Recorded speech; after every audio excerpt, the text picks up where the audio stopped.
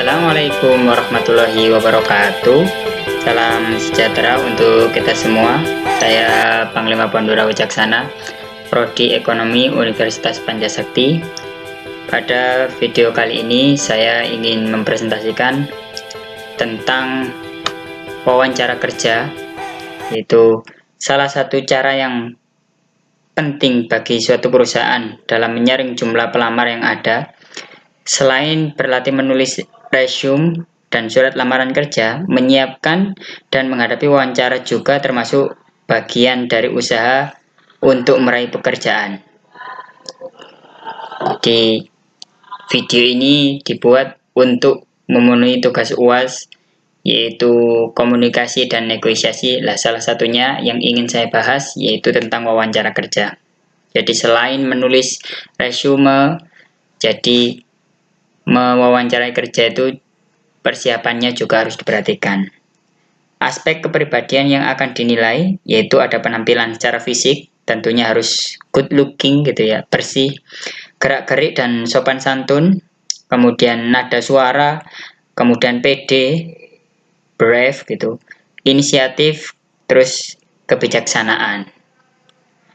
Kemudian adapun untuk persiapan yang harus kita lakukan sebelum wawancara ya, doa, kemudian datang lebih awal, yakin dan optimis, bersikap tenang, pakaian rapi, sopan ya kan. Kemudian mempersiapkan yang harus dibawa apa aja. Kemudian jangan lupa untuk mengetuk pintu sebelum masuk, tatap yang diajak bicara, biasanya HRD.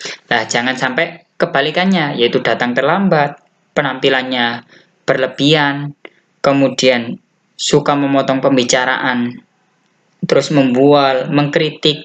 Nah, itu jangan sampai begitu. Nanti akan ada nilainya tersendiri.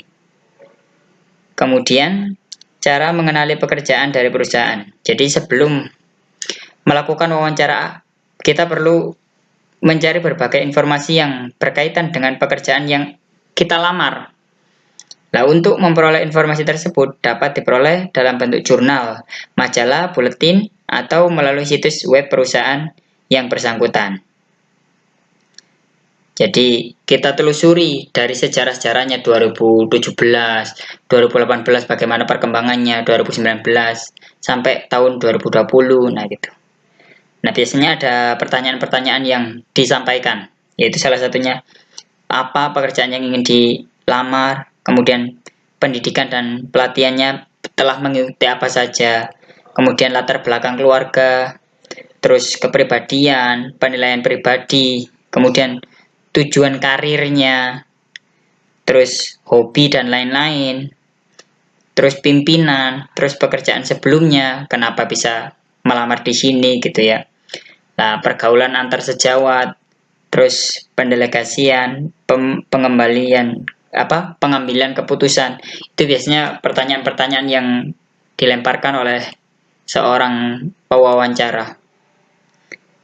Lalu jangan lupa untuk sering mengucapkan terima kasih, kemudian minta maaf, mohon izin, seperti itu. Setelah wawancara usai, berikan ucapan terima kasih kepada para pewawancara, meskipun merasa kemungkinan diterima bekerja perusahaan tersebut kecil. Jadi ternyata banyak kekurangan gitu ya.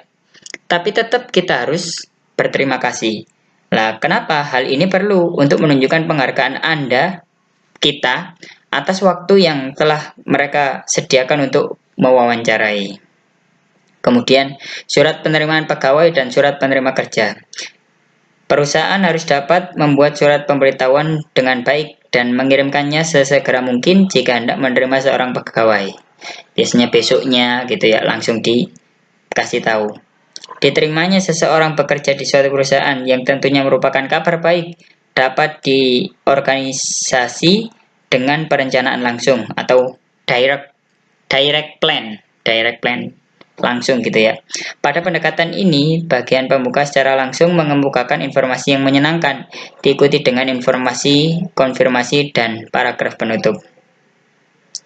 Kemudian, selain penerimaan kerja, ada juga surat penolakan kerja.